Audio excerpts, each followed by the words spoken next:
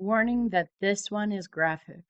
One of the worst serial killers the world has ever known received one of the most gruesome sentences the world has ever known.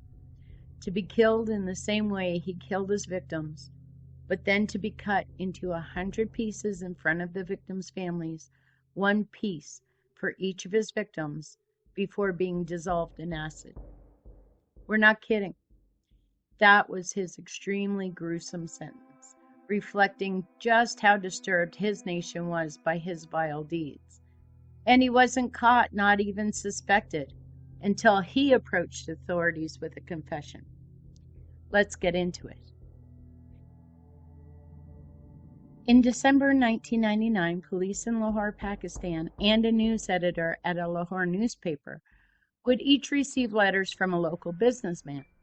The letters had been sent by Javed Iqbal Mughal, a local man who ran a steel recasting business. He lived in a villa in the colony of Shadbagh. He'd lived there since 1978 when Iqbal's father purchased the property for him, and he lived there along with a number of young boys. On receiving the letters, the police paid a visit to the villa. When they first went there, the police did not take the letters seriously. They thought couldn't possibly be true, and they left him alone after he threatened suicide. It was only later, after the newspaper received their letter, they returned in numbers, and by that time, Iqbal was gone. Inside, they found the remnants of a nightmare. There were bloodstains on the walls and more on the floor. There was a chain and so many photographs. The photographs all showed boys between the ages of 6 and 16 years old, some of them in plastic bags. There were 2 vats of acid with partially eaten human remains inside. Labels on each of the items would identify them for police. Labels on each of the photographs would neatly spell out the names and the ages of the boy in the photograph, sometimes with their address. These were Iqbal's victims. There was also a note that said that Iqbal had left the 2 vats containing his last victims so that police could easily find them and understand how he had done what he had done. The letters would indicate that the 4 boys who lived with him in his villa were each accomplices to what happened inside that villa. Police would track them down and arrest them in Sohala. One of those boys would not survive his initial detention.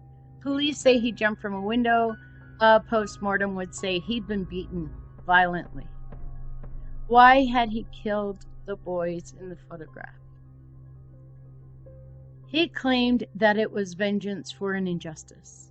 In 1985 and again in 1990, police arrested him on allegations of sodomy against a young runaway boy.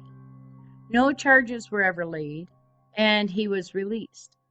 But he said his mother suffered the anguish of watching his decline after his arrest, until finally she died of a heart attack. After she died, he vowed to make 100 mothers cry for their sons, as his mother had cried for him. In those photographs found in that villa, the one with the neat labels, were 100 different boys.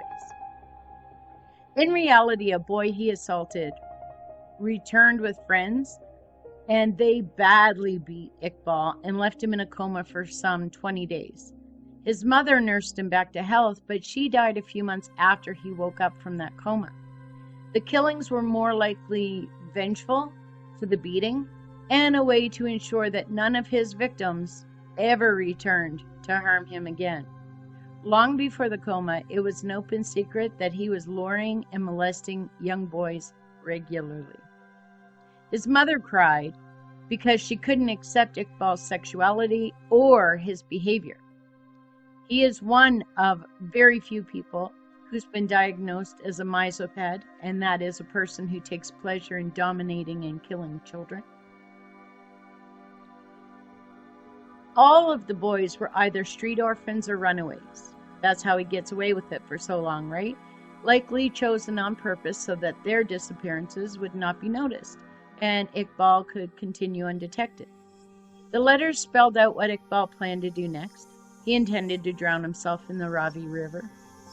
Police went and dragged the river, but they didn't locate Iqbal. What happened then turned out to be the largest manhunt in Pakistan's history. After a month with no capture, Iqbal just turned himself in at a newspaper office on December the 30th, 1999. We get the impulse to want this man to suffer in the way the boys suffered, but obviously justice demands that we stay on the high road.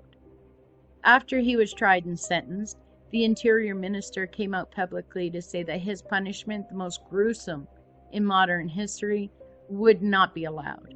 Pakistan, after all, was a signatory to the International Commission of Human Rights. Concerned parents who had missing children were brought to authorities to view the piles of clothing found in Iqbal's house in the hopes that all 100 boys could be identified by something more than the little label left on the photographs by Iqbal. Here's what we've learned about some of the children.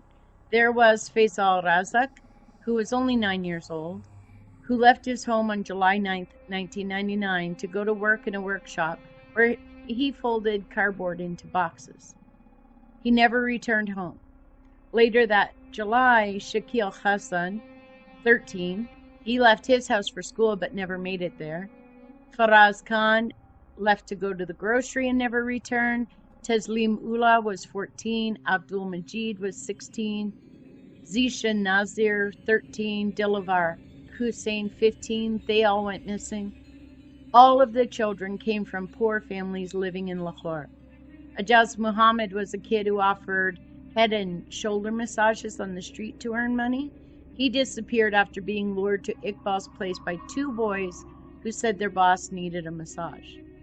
2 of Iqbal's accomplices were Muhammad Nadeem, who was 15. He was sentenced to 182 years in prison for 13 of the murders. And Muhammad Sabir, only 13. He was sentenced to 63 years in prison.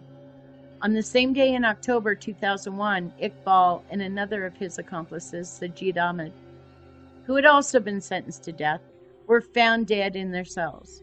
There was evidence that both had been murdered and had been beaten severely, but authorities would rule both deaths as suicide. No one would ever come to claim Iqbal's remains. Thank you for listening. If you're enjoying these videos and want more, don't forget to subscribe and turn on your notifications so that you don't miss any videos. Thank you for watching.